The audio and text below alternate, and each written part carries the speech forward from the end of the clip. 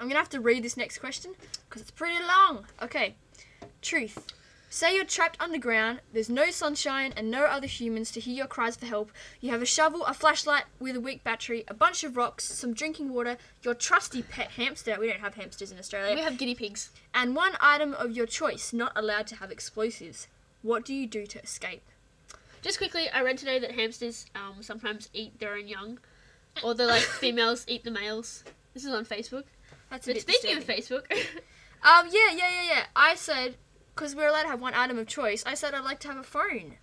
Because, there was no specification as to whether we're beyond reception underground. And there was actually recently a story where some girls were trapped in some drain or in a cave where it closed down, or something like that. And what they actually did was they wrote on their Facebook status where they were, and they got rescued. So that's what I do.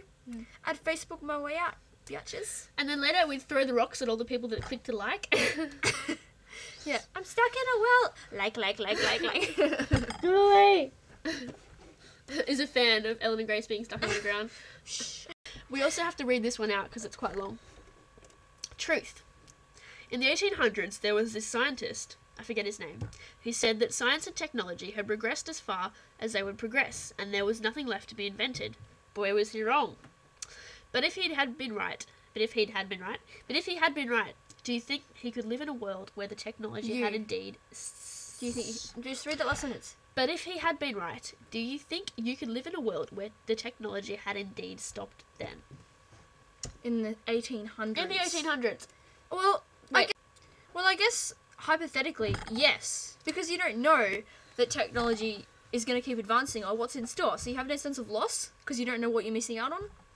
Mm. But if it was going back in time, I'm sure we could manage eventually, But on the other hand, no iPod. No YouTube. We wouldn't be here, everybody. We wouldn't be here.